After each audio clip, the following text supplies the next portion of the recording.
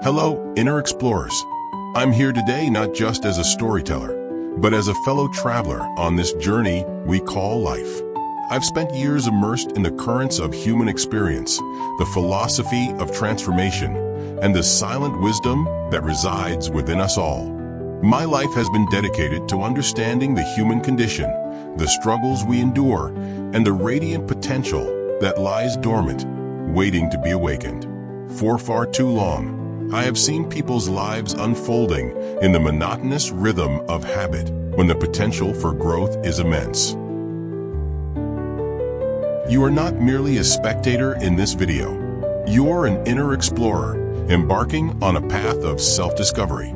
This is a space where the whispers of your own mind can be heard, amplified by a story that mirrors the depths of our collective humanity.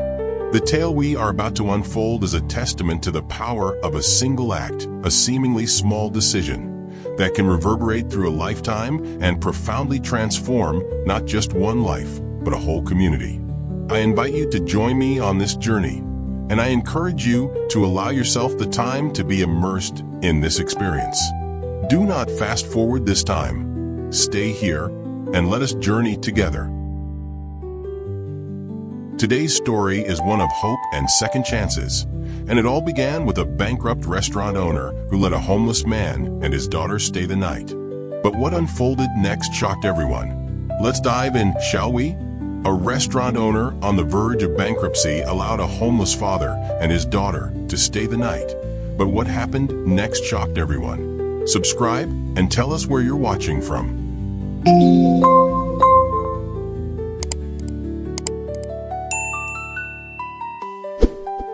Tom leaned against the counter of his near-empty diner, staring at the cracked linoleum floor as if the answers to all his problems might be hidden there.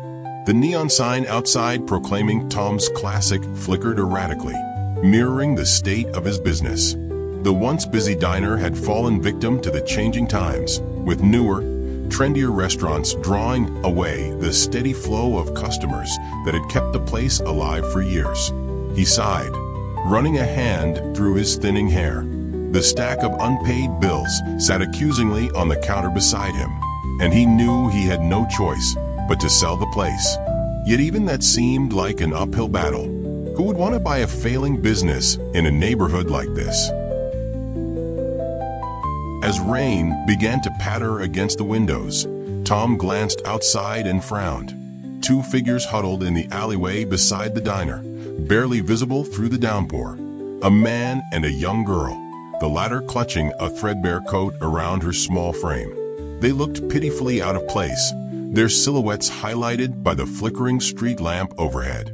Tom's first instinct was to ignore them. He had enough problems of his own without worrying about some vagrants loitering near his property.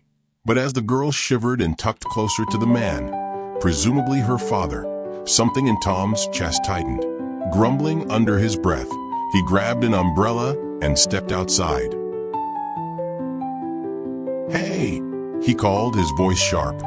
"What are you two doing here?" The man looked up, his face etched with weariness and resignation. "We're just trying to stay out of the rain," he replied, his voice calm but tinged with desperation. "We'll leave if we're bothering you."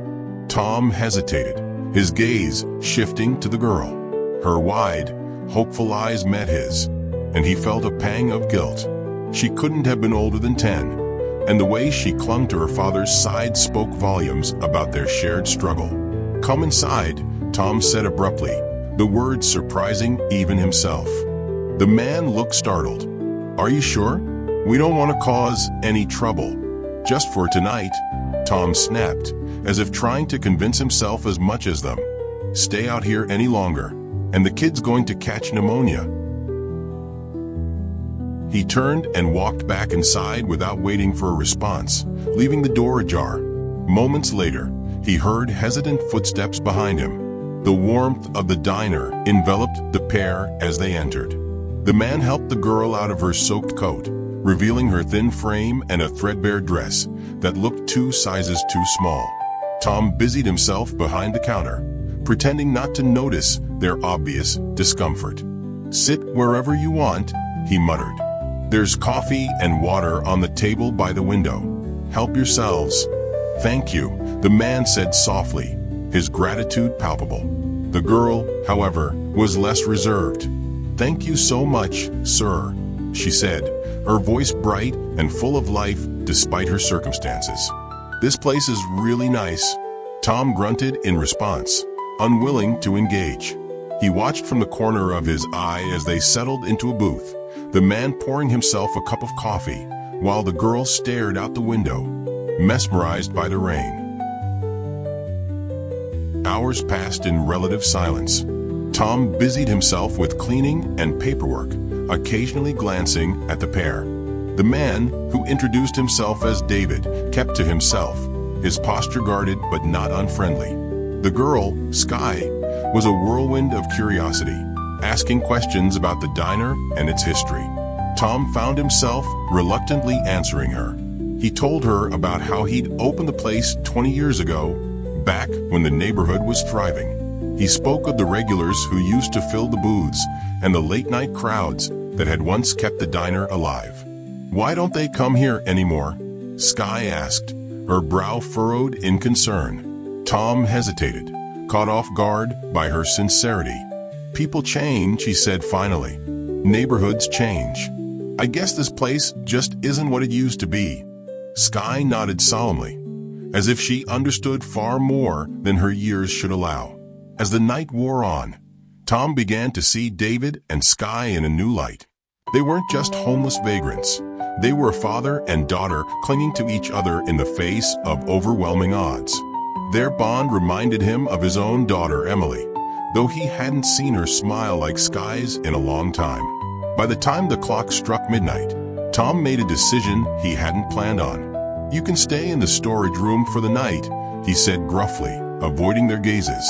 It's not much, but it's warm and dry. David looked stunned. We really don't want to impose?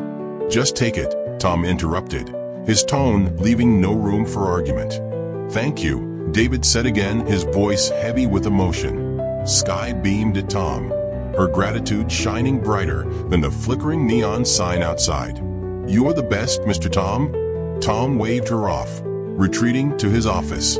As he sat at his desk, staring at the mountain of bills before him, he couldn't shake the image of Sky's smile for the first time in months. The weight on his shoulders felt just a little lighter, but as he leaned back in his chair, a gnawing thought crept into his mind. He had no idea what he'd just gotten himself into. The early morning sunlight seeped through the diner's grimy windows, painting the empty booths with a muted golden glow. Tom stood behind the counter, nursing a lukewarm cup of coffee and staring at the storage room door. He had barely slept, his mind racing with second thoughts about letting David and Sky stay. When the door finally creaked open, David stepped out cautiously, his posture tense as if bracing for confrontation.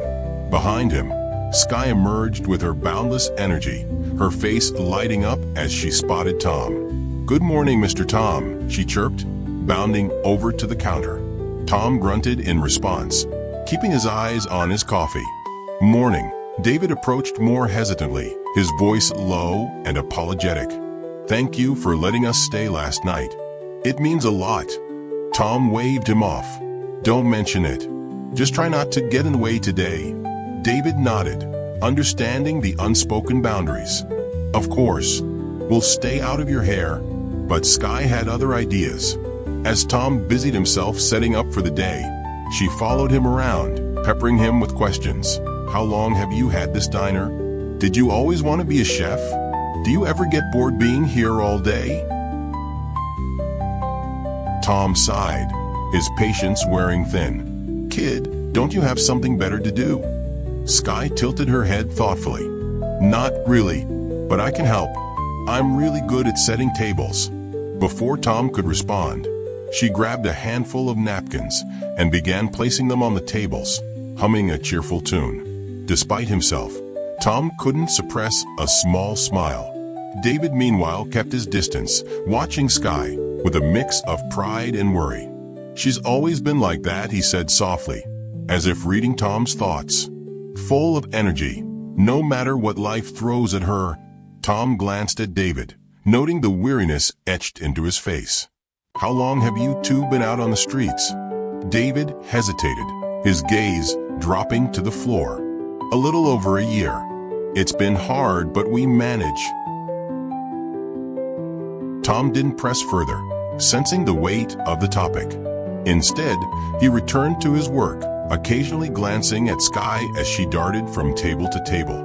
As the morning wore on, the diner remained mostly empty.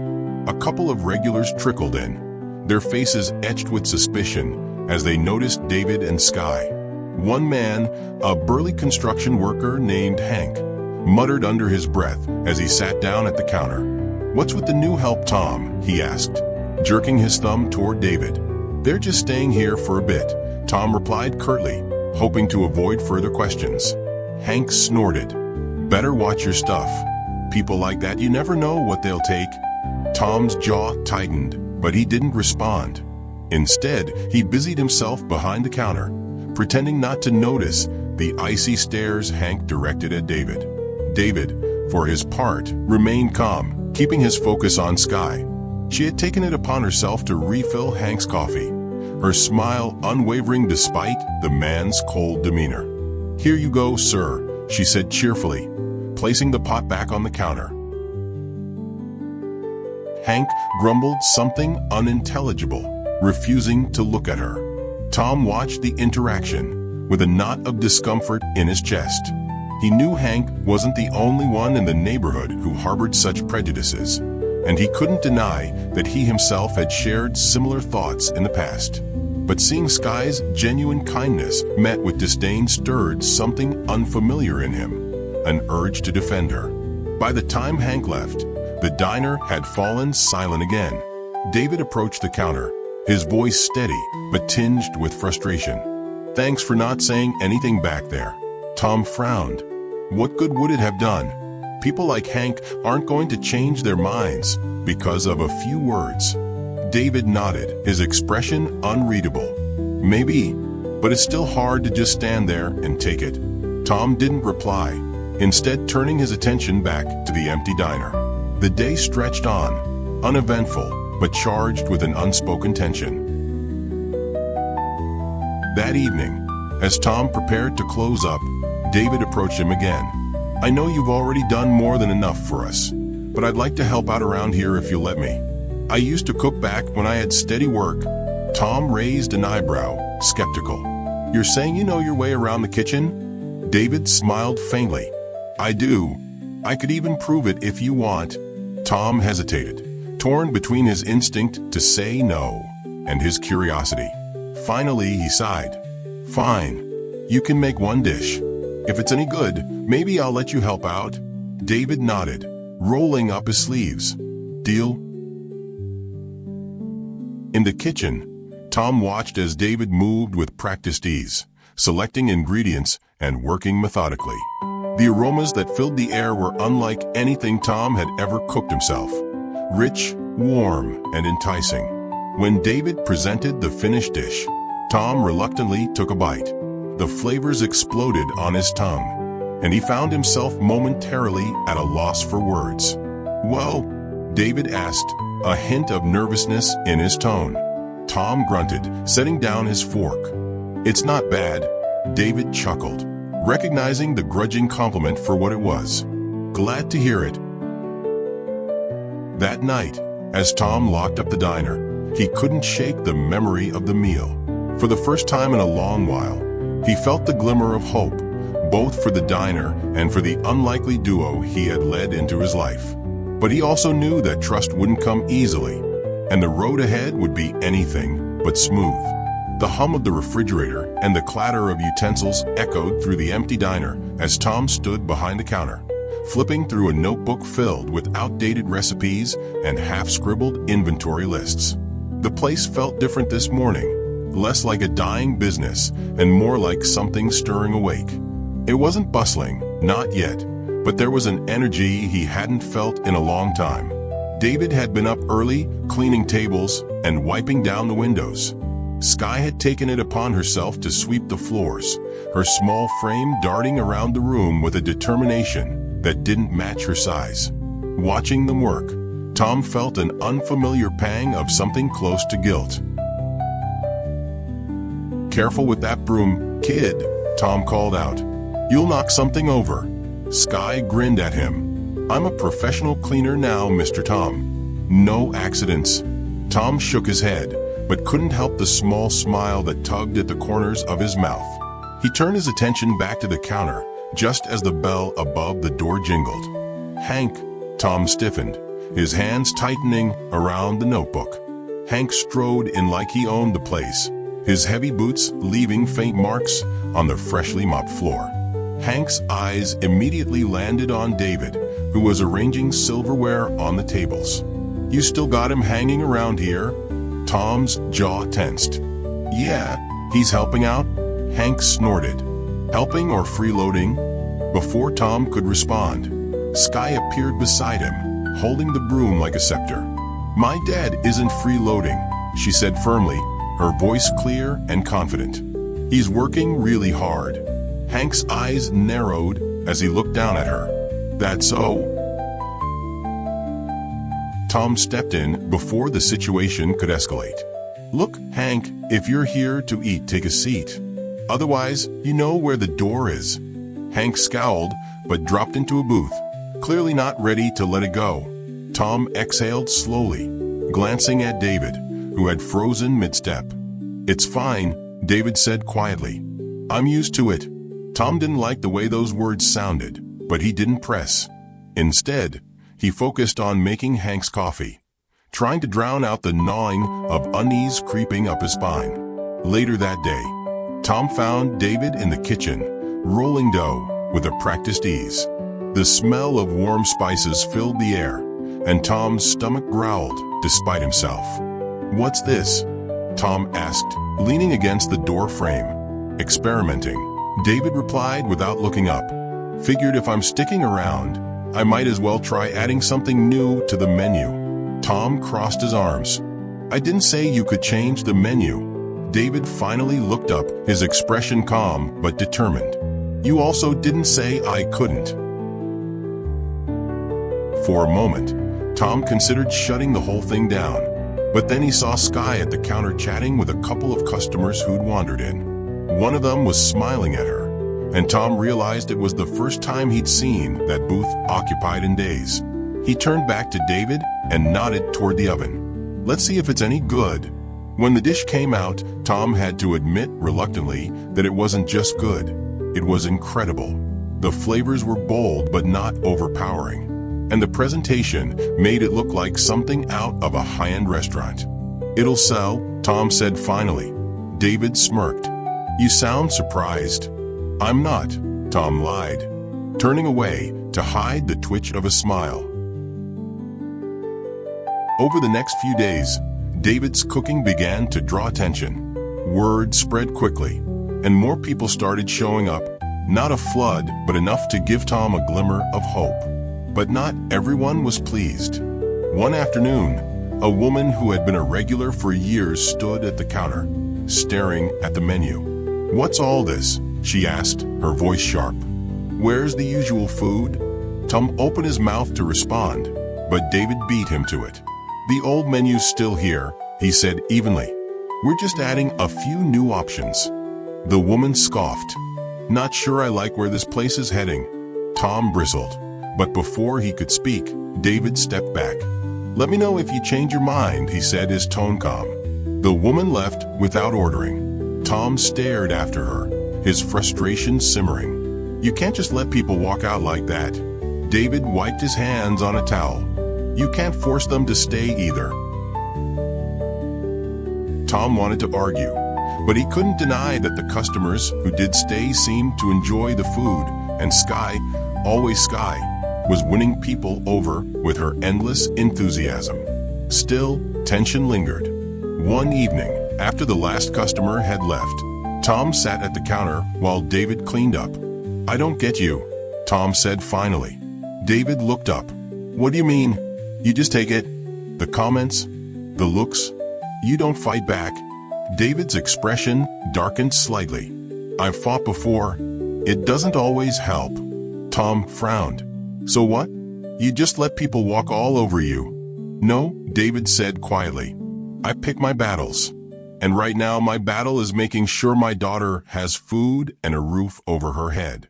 Everything else can wait." Tom didn't respond, but he found himself thinking about those words long after David and Sky had gone to bed. The next day, Tom made a decision. He printed new menus that featured David's dishes alongside the old ones. He didn't announce it or make a fuss, he just did it. When David saw them, he raised an eyebrow. "I thought you didn't want to change anything." Tom shrugged. "I changed my mind." David smiled. "Thanks." Tom grunted. "Don't make me regret it." But as the day wore on and more customers came, and some out of curiosity, others because they'd heard about the food, Tom started to think that maybe, just maybe, he wouldn't. By the end of the week, the diner felt different. The air was lighter, the tension easing with each new dish that left the kitchen. And for the first time in a long time, Tom didn't dread looking at the cash register when he closed up for the night. But he also knew the real test was still to come. The steady hum of the refrigerator filled the empty diner as Tom leaned against the counter. The overhead lights cast harsh reflections on the polished surface. Outside, the street lights flickered, their glow barely cutting through the dim evening fog. Business had picked up slightly over the past week, enough to keep the lights on for now. But the tension that had taken root in Tom's chest refused to fade. David was in the kitchen washing dishes, while Sky wiped down tables with the same enthusiasm she brought to everything she did. Tom glanced at them, his eyes lingering on Sky's cheerful humming. She reminded him of his daughter, Emily, when she was younger, before things had gotten complicated. The bell above the door jingled, cutting through the quiet. Tom straightened, expecting another customer, but his expression hardened when he saw who had entered. It was Hank. The burly construction worker stomped inside, his boots leaving muddy prints on the floor. He didn't bother greeting Tom and instead made a beeline for the counter. "You got a minute?" Hank's tone was sharp, and Tom's stomach sank. Tom glanced toward the kitchen, where David's silhouette moved behind the pass-through window. "Yeah, what's up?" Hank leaned in, lowering his voice. "I've been hearing things, Tom. People are talking about how this place has changed. Not in a good way." Tom stiffened. "What do you mean?" "You know exactly what I mean." Hank's eyes darted toward the kitchen. "You let one of them take over your kitchen, and now half the neighborhood's acting like this place isn't for them anymore." Tom felt his pulse quicken, his grip tightening on the counter's edge. "He's not taken over. He's helping. And he's a damn good cook." Hank snorted. "Doesn't matter how good he is. People don't feel comfortable here anymore. You're losing your regulars, Tom. Maybe it's time to rethink who you're letting hang around." Tom's anger flared, but before he could respond, Sky appeared beside him, her bright smile cutting through the tension. "Hi, Mr. Hank. Want some coffee?" Hank barely glanced at her. "Not today, kid." Sky's smile faltered, but she quickly recovered, darting back to the tables. Tom watched her go, his chest tightening. "She's a kid, Hank," Tom said, his voice low. "David's just trying to take care of her." "Yeah." Hank stepped closer. "And what about you? You're trying to keep this place alive, right? Because from where I'm standing, it looks like you're letting it die." Tom didn't answer. He couldn't. Later that night, after David and Sky had gone to the storage room to sleep, Tom sat alone in the diner, replaying Hank's words. He hated to admit it, but Hank wasn't entirely wrong. Business had changed. Sure, there were a few new faces, but some of the regulars, the ones who'd kept the place running for years, had stopped coming altogether.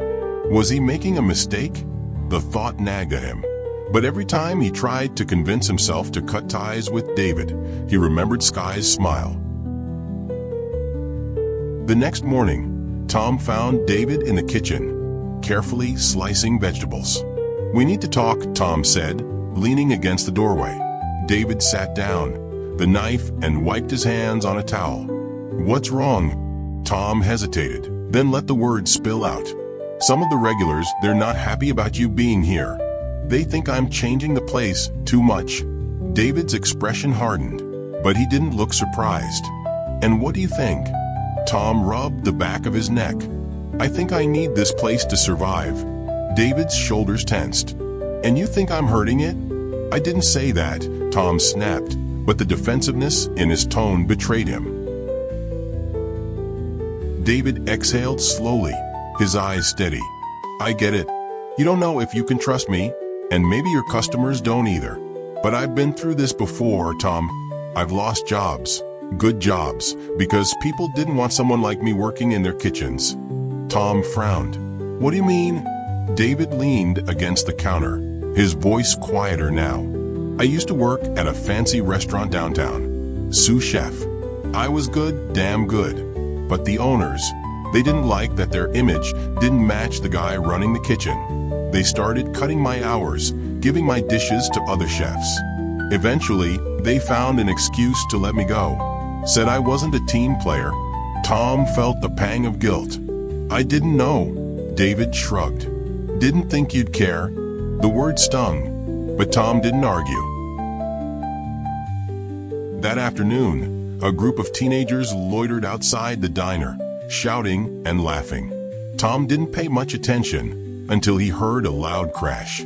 He rushed outside to find one of the windows shattered, a brick lying on the ground nearby. The kids scattered, their laughter echoing down the street. David appeared in the doorway, Sky peeking out from behind him. "What happened?" David asked. Tom shook his head, his jaw clenched. "Nothing. Just some punks." But as he looked at the broken glass, he couldn't shake the sinking feeling that it wasn't random. The vandalism was only the beginning. Over the next few days, graffiti appeared on the walls, slurs and insults that made Tom's stomach churn. Customers started whispering, and the tension in the diner grew thicker. David tried to keep his head down, but Tom could see the strain wearing on him. Sky stopped smiling as much, her usual energy dimmed by the hostile stares and muttered comments. Finally, Tom snapped. He stood in the middle of the diner one afternoon, his voice booming. "If you got a problem with how I run this place, you know where the door is. But if you're here to eat, then sit down and act like decent human beings." The room fell silent. David stared at Tom, a flicker of surprise in his eyes. Sky beamed. "Go, Mr. Tom." That night, Tom locked up the diner and sat down across from David. "I'm not kicking you out," Tom said firmly. "But I need to know you're in this for the long haul." David met his gaze. "I'm not going anywhere." Tom nodded. "Good." As they sat in the quiet, Tom realized something had shifted. For the first time, he wasn't just fighting to save his diner. He was fighting for something bigger, a chance to prove that change was possible, even in a place like this. And he wasn't fighting alone. The diner's broken window had been patched up with plywood, but the scars it left ran deeper than the jagged edges of the glass. Tom stood behind the counter, watching David and Sky through the pass-through window in the kitchen. The tension that had built up over the past week lingered like the scent of burnt coffee, refusing to dissipate. Sky hummed softly as she wiped down the tables, her energy a fragile echo of its former brightness. David moved through the kitchen with practiced precision, but Tom could see the stiffness in his shoulders, the way he avoided meeting Tom's gaze. Tom didn't blame him. The graffiti, the broken window, the stares from customers who came in just to gawk at the man cooking in the kitchen. It was enough to break anyone. But David hadn't broken. If anything, he seemed more determined, more focused. And that determination had started to rub off on Tom. It was nearing closing time when the front door swung open, and a group of men stepped inside. Tom recognized them immediately. Local contractors who often grabbed lunch between jobs. They weren't regulars anymore, not since David had started cooking. and their presence now felt deliberate. The tallest of the group, a man named Rick, leaned against the counter, his eyes sweeping over the diner. "Heard you had some trouble here, Tom." Tom tightened his grip on the rag he was using to clean the counter. "Nothing we couldn't handle." Rick smirked. "That's so? Because it looks like this place is falling apart."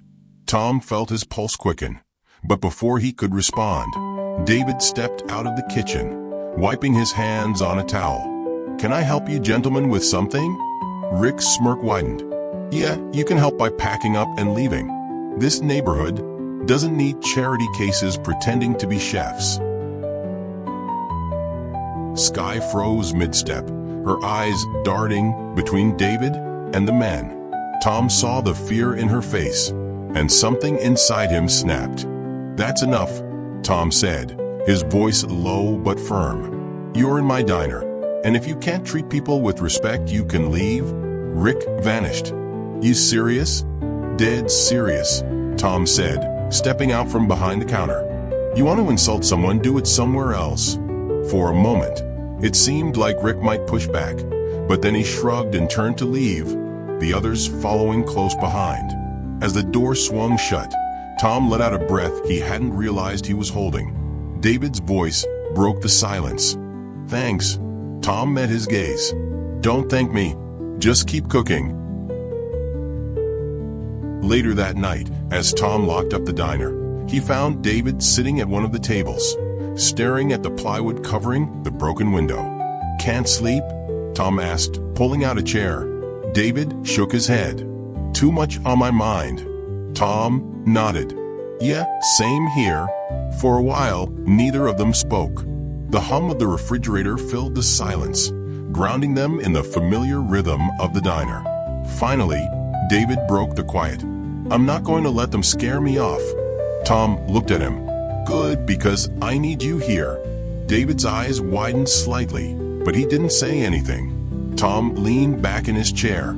"This place, it's been my life for a long time, but lately I've been wondering if that's enough.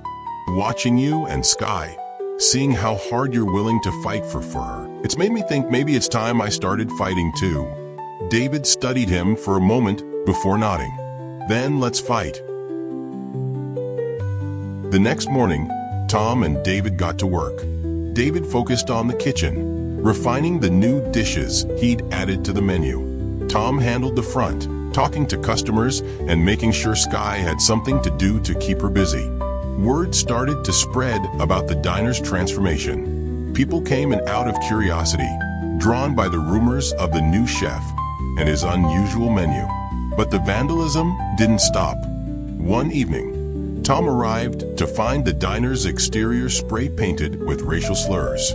Sky burst into tears when she saw it, and David's face darkened with anger. "We're cleaning this up tonight." Tom clenched his fists. They worked late into the night, scrubbing the walls and repainting the exterior. By the time they were finished, their clothes were stained with paint and sweat, but the diner looked clean and welcoming again. David leaned against the wall, wiping his forehead. "They're not going to stop." Tom nodded. "Then neither will we." The next day, Tom decided to take a bigger risk. "We're hosting a community dinner," he announced as David prepped ingredients in the kitchen. David looked up. "A what?" "A dinner. Free meals for anyone who shows up. We'll show this neighborhood what we're about." David hesitated. "We can't afford that." Tom grinned. "We can't afford not to." The community dinner was a gamble, but it paid off. People came, some out of curiosity, others because they genuinely wanted to support the diner. David worked tirelessly in the kitchen, and Tom moved from table to table, making sure everyone was taken care of. By the end of the night, the tension that had hung over the diner for weeks seemed to lift.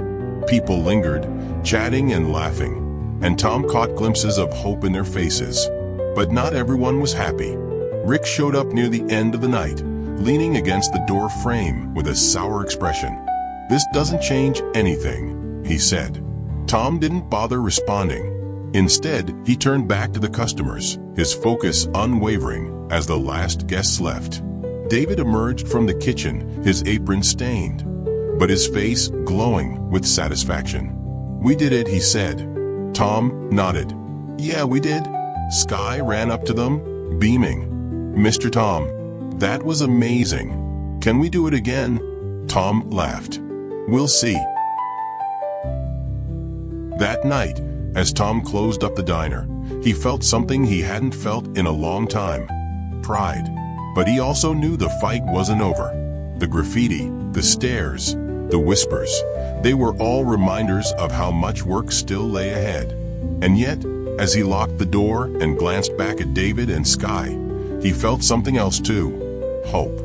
The buzz of the diner's neon sign cut through the early morning haze as Tom stood at the counter, scribbling numbers into a worn ledger. The faint scent of coffee and baked goods lingered in the air, but beneath the familiar comfort, an undercurrent of tension still pulsed. The community dinner had been a victory, but Tom knew it was only the first step.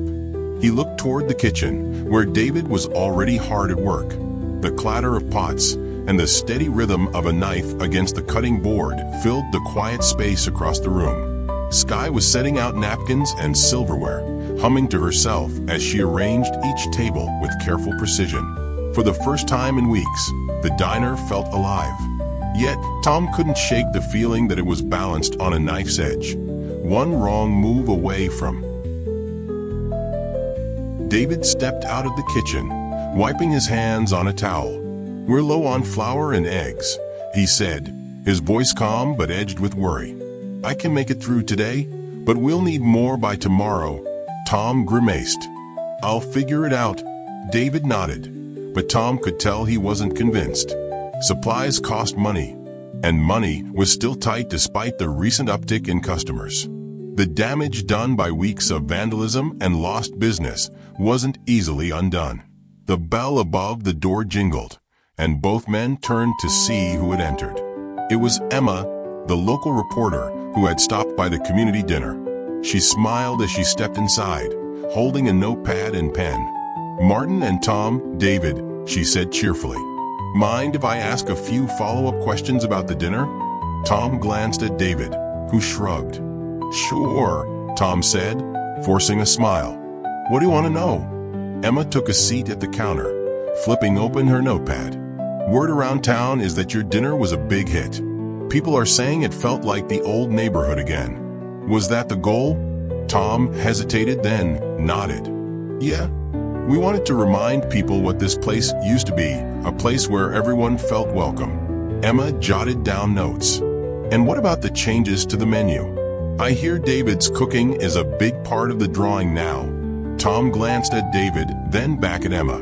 "He's brought something new to the table, literally. People seem to like it." David smirked. "Glad to hear it." Emma's smile widened. "It's a great story, Tom. A diner fighting to survive, bringing the community together. It's the kind of thing people need to hear right now."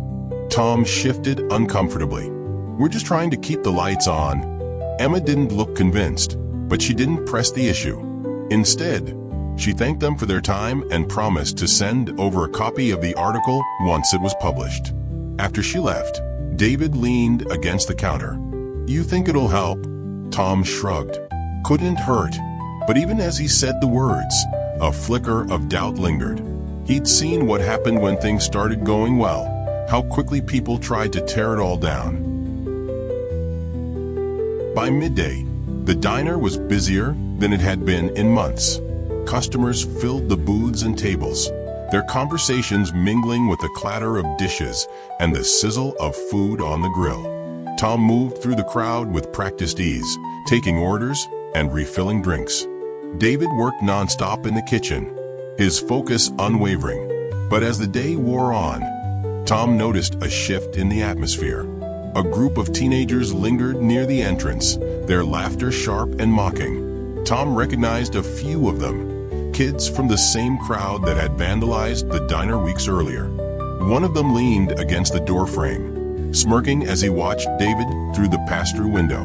"Nice place you've got here," the boy said, his voice dripping with sarcasm. "Looks real inclusive." Tom stepped forward, blocking the view. "You need something?" The boy shrugged. Just looking? Well, look somewhere else, Tom said, his voice low. The boy's smirk faltered, but he didn't argue. Instead, he turned and walked out, his friends following close behind. Tom exhaled slowly, his hands trembling. That evening, after the diner had closed, Tom sat at one of the booths with David and Sky. The lights were dim, and the faint hum of the refrigerator filled the silence. "We need to do more," Tom said finally. David raised an eyebrow. "More? We can't just rely on what we've done so far. People are paying attention now. We need to keep that momentum going." David frowned. "And how do we do that?" Tom leaned forward. "We make this place stand out. Special events, themed nights, whatever it takes to keep people coming back." David hesitated. "That's risky." "So is doing nothing," Sky piped up, her voice bright. "We could have music nights. People love music." David chuckled. "You just want an excuse to sing, don't you?" Sky grinned. "Maybe."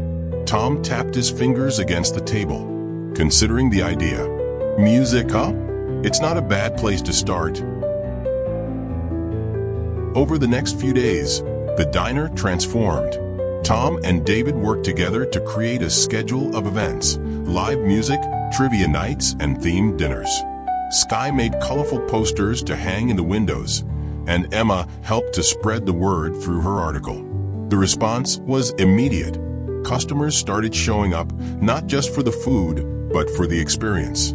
The diner buzzed with energy, and for the first time in weeks, Tom began to believe they might actually make it. But the threats hadn't gone away. One evening, as Tom was closing up, he found a note taped to the door. "You don't belong here." Tom's stomach dropped. He tore the note down and shoved it into his pocket, but the words lingered. The next morning, David found him in the kitchen, staring at the note. "We should call the police," David said. Tom shook his head. "And wait for them to do nothing?" "No, we handle this ourselves." David frowned. "How?" Tom looked up, determination hardening his features. "We keep going. We show them we're not afraid." David nodded slowly. "Okay, let's do it." That night, the diner hosted its first live music event. Sky was allowed to sing, and by the end of the night, the entire room was clapping and cheering. Tom watched from the counter, a rare smile tugging at his lips. For the first time in weeks, he felt like they were winning. But he also knew the fight wasn't over. The echo of applause lingered in the air long after the last customer left the diner. Sky's voice still seemed to resonate through the walls, her youthful energy filling every corner of the space. Tom, leaning against the counter, watched David lock up the front door. "That went better than I expected," Tom admitted. David smiled, the tension that had lingered in his shoulders for weeks finally starting to fade. "She's got a gift, that's for sure." Tom nodded, but his thoughts were already moving ahead. The evening had been a success, maybe too much of one. As the crowd had poured in, Tom couldn't help but notice the sharp glances and whispers from a few familiar faces. Not everyone had come to support the diner's revival. Some had come to judge, to wait for it all to fall apart. "Did you see Rick?" Tom asked, his voice low. David's expression darkened. "Yeah, he didn't look happy." "No," Tom agreed. "He didn't." David sighed, wiping down the counter. "You think he's going to try something again?" Tom stared out the window, where the dim glow of the street lights barely touched the shadows. "I think he already is." Tom stared out the window, where the dim glow of the street lights barely touched the shadows. "I think he already is." The next day brought a wave of optimism and a storm of tension. The diner opened early, the smell of coffee and fresh pastries drawing in customers almost as soon as the open sign lit up. Word about the music night had spread, and regulars were already asking about the next event. But not everyone was there for the food. Rick returned, this time with a few others in tow. They took a booth in the corner, their eyes following David's every move. Tom kept his composure, but the weight of their presence pressed against his chest. Sky noticed too. She leaned in close to Tom as he poured her a glass of milk. "They don't like us, do they?" Tom froze, then forced a smile. "Don't worry about them, kid. They're just curious." Sky didn't look convinced, but she didn't press the issue. Instead, she turned her focus back to her coloring book, her crayon strokes slow and deliberate. David emerged from the kitchen with a tray of food, his step steady but tense as he passed Rick's table. One of the men muttered something under his breath. David didn't react, but Tom saw the flicker of anger in his eyes. Tom walked over. "Everything okay over here?" his voice sharp. Rick leaned back smirking. "Sure. Just admiring the new chef. You don't see talent like that every day." Tom's patience snapped. "If you're here to eat, order something. Otherwise, get out." Rick's smile faded, replaced by a cold stare. "You really think you're going to turn this place around with him in the kitchen?" "People don't forget, Tom. They don't forget who belongs and who doesn't." Tom stepped closer, his voice low. "You're right. People don't forget. And neither will I." Rick stood towering over Tom for a moment. It seemed like the situation might spiral out of control. But then David stepped forward, placing a hand on Tom's shoulder. "It's not worth it," David said quietly. Rick laughed. "Listen to your cook, Tom. He knows his place." Tom watched them leave, his fists clenched so tightly his knuckles turned white. That night, the diner's windows were smashed. Tom arrived early the next morning to find the glass shattered, shards scattered across the floor. The walls were covered in spray paint, slurs, and insults that burned into his vision. David arrived minutes later, his face hardening as he took in the damage.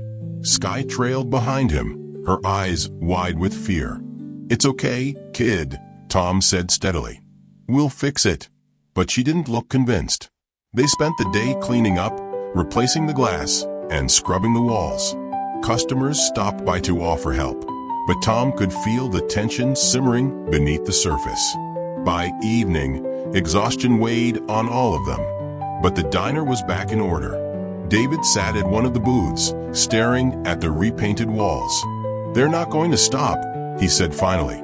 Tom sank into the seat across from him. "Then we won't either." David's eyes narrowed. "You really think we can win this?" Tom nodded. "We already are." The next event at the diner drew even more people. This time it wasn't just locals. Emma's article had attracted attention, and a few reporters showed up to cover the story. David worked tirelessly in the kitchen, while Sky ran drinks and greeted customers with a smile that seemed to defy the chaos of the past few days. Tom watched her, his chest tightening. It was something he hadn't felt in a long time, pride. But Rick wasn't done. Halfway through the night, he appeared in the doorway with a group of men. This time he didn't sit down. He stood there, watching. Tom approached him, his voice calm but firm. "You're not welcome here." Rick smirked.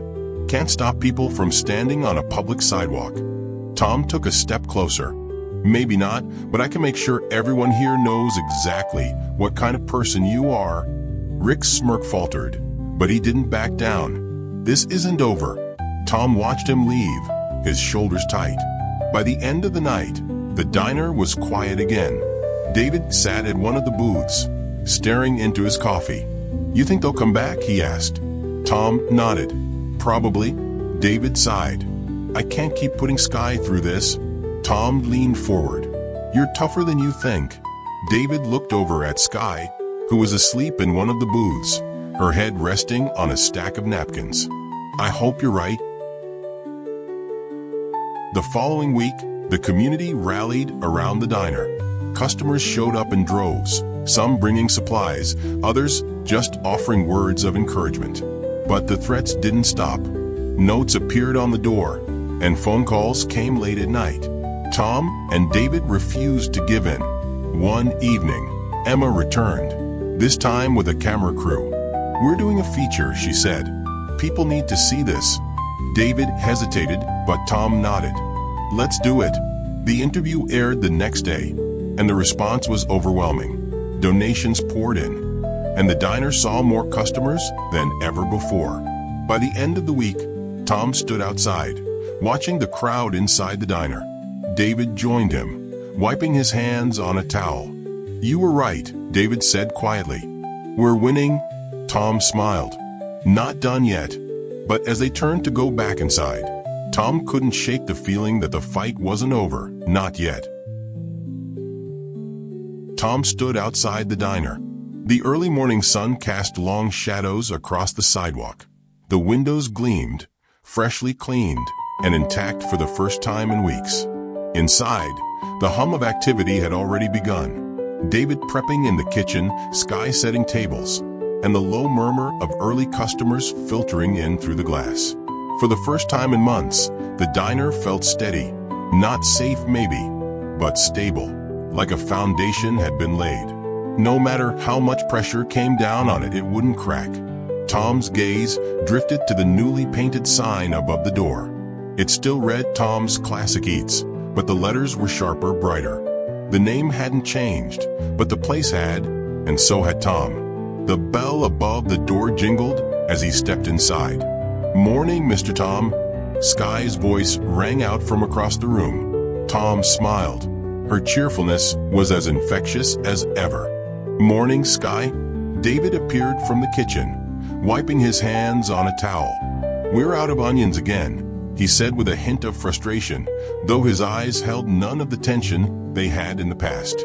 Tom shook his head. "I'll grab some later. Don't worry about it." David nodded, disappearing back into the kitchen. Watching him go, Tom marveled at how far they'd come. A few months ago, David had been just another face in the alley outside. And now, he moved through the diner as if he belonged there. Because he did. Tom turned to Sky, who was meticulously arranging salt shakers on the tables. "How'd you sleep, kid?" "Great." Sky beamed. "Dad and I talked about maybe getting a real apartment soon." Tom raised an eyebrow. "Oh yeah." Sky nodded eagerly. "Yep. Dad says we're finally saving enough to start looking. He said it'll have a real kitchen, and maybe even a room just for me." Tom felt an unexpected pang in his chest, a mix of pride and something close to sadness. He wanted this for them. They deserved it. But he also knew how much he'd miss having them around. "That's great, Sky," he said, forcing a smile.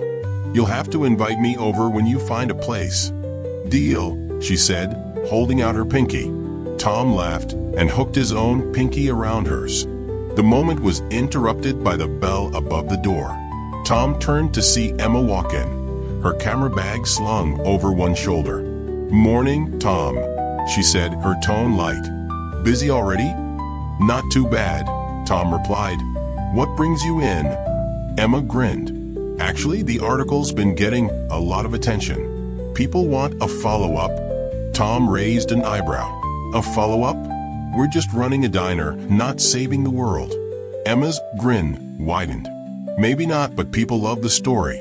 It's about resilience, second chances, stuff that gives people hope." Tom glanced toward the kitchen, where David was shouting orders to Sky, who darted past with a tray of glasses. "Hope. Yeah, that sounds about right." Later that afternoon, as the lunch rush died down, Tom and David finally had a chance to catch their breath. They sat in one of the booths, their plates half-eaten and coffee cups nearly empty. "You really think this is it, David?" he asked, gesturing towards the diner. "That we've made it?" David shrugged. "We're still here, aren't we?" David smiled, but it faded quickly. "I've been thinking about what's next," he said carefully. "For me and Sky." Tom sat down his coffee cup. "Yeah, we're looking at apartments. It's time we found someplace permanent." Tom nodded slowly. "You should. She deserves that." David hesitated. "But I want to leave this place behind. I was thinking maybe we make this official. I stay on as your partner. We split the work and the profits." Tom blinked, caught off guard. The thought had crossed his mind, but hearing David say it out loud made it real. "You serious?" Tom asked. David nodded. "As serious as I've ever been." Tom leaned back, letting the idea settle. He'd spent years running this place on his own, and the thought of sharing it, of trusting someone else to care as much as he did, should have scared him. But it didn't. "Let's do it," Tom said, and David's face lit up with relief. Over the next few weeks, everything started falling into place. The diner officially reopened under shared ownership, and Tom couldn't help but laugh when David insisted on adding his name to the sign, Tom and David's Classic Eats. The neighborhood responded with overwhelming support. Customers poured in, drawn not just by the food but by the story behind it, a story of struggle, redemption, and community. And through it all, Tom watched as David and Sky finally began to build the life they'd been dreaming of. One evening, as the last customers trickled out, David approached Tom with a nervous smile. "Sky wanted me to tell you something," David said. Tom glanced toward the booth where Sky sat, grinning from ear to ear. "What's that?" David hesitated, then smiled. "She says she's decided to invite you to dinner at the new apartment." Tom laughed, the sound echoing through the empty diner. "I'll be there." "Deal," she said, holding out her pinky. Tom laughed and hooked his own pinky around hers. The moment was interrupted by the bell above the door. Tom turned to see Emma walk in, her camera bag slung over one shoulder. "Morning, Tom," she said, her tone light. "Busy?" "Not too bad," Tom replied. "What brings you in?" Emma grinned. "Actually, the article's been getting a lot of attention. People want a follow-up." Tom raised an eyebrow. "A follow-up? We're just running a diner, not saving the world." Emma's grin widened. "Maybe not, but people love the story. It's about resilience, second chances, stuff that gives people hope." Tom glanced toward the kitchen, where David was shouting orders to Sky, who darted past with a tray of glasses. "Hope? Yeah, that sounds about right." Later that afternoon, as the lunch rush died down, Tom and David finally had a chance to catch their breath. They sat in one of the booths, their plates half-eaten and coffee cups nearly empty. "You really think this is it, David?" he asked, gesturing towards the diner. "That we've made it?" David shrugged. "We're still here, aren't we?" David smiled, but it faded quickly. "I've been thinking about what's next," he said carefully. "For me and Sky." Tom sat down his coffee cup. "Yeah, we're looking at apartments. It's time we found someplace permanent." Tom nodded slowly. "You should. She deserves that." David hesitated. "But I want to leave this place behind. I was thinking maybe we make this official. I stay on as your partner. We split the work and the profits." Tom blinked, caught off guard. The thought had crossed his mind, but hearing David say it out loud made it real. "You serious?" Tom asked. David nodded. "As serious as I've ever been." Tom leaned back, letting the idea settle. He'd spent years running this place on his own, and the thought of sharing it, of trusting someone else to care as much as he did, should have scared him. But it didn't. "Let's do it," Tom said, and David's face lit up with relief. Over the next few weeks, everything started falling into place. The diner officially reopened under shared ownership, and Tom couldn't help but laugh when David insisted on adding his name to the sign, Tom and David's Classic Eats. The neighborhood responded with overwhelming support. Customers poured in, drawn not just by the food but by the story behind it, a story of struggle, redemption, and community. And through it all, Tom watched as David and Sky finally began to build the life they'd been dreaming of. One evening, as the last customers trickled out, David approached Tom with a nervous smile. "Sky wanted me to tell you something," David said. Tom glanced toward the booth where Sky sat, grinning from ear to ear. "What's that?" David hesitated, then smiled. "She says she's decided to invite you to dinner at the new apartment." Tom laughed, the sound echoing through the empty diner. "I'll be there." Months passed, and the diner continued to thrive. Emma's articles had turned it into a local landmark. and David's cooking had earned a reputation that drew people from across the city. But for Tom, the real success was something simpler. The way the diner had become a home again, not just for him, but for everyone who walked through the door. And as he stood behind the counter one evening, watching David and Sky laugh with a table of customers, he realized something else. This wasn't just a diner anymore. It was a family. Thanks for watching. Don't forget to subscribe to the channel so you don't miss new stories. Watch other videos on our channel and share this video with your friends. It helps us tell more stories like this. See you in the next video. And so, we've reached the end of this journey, Inner Explorers. As you reflect on the story of Tom, David, and Sky, I ask you, what battles are you facing in your own life? What small act of courage could you undertake today that might ripple outwards, creating positive change not only for yourself, but for those around you? Perhaps it's time to reassess your own interactions. Are you, like Hank, holding on to prejudices? Or are you, like Sky, offering warmth and kindness even in the face of adversity? Consider how David's vulnerability became his strength, and how Tom's willingness to embrace change paved the way for his transformation. This story isn't just about a diner.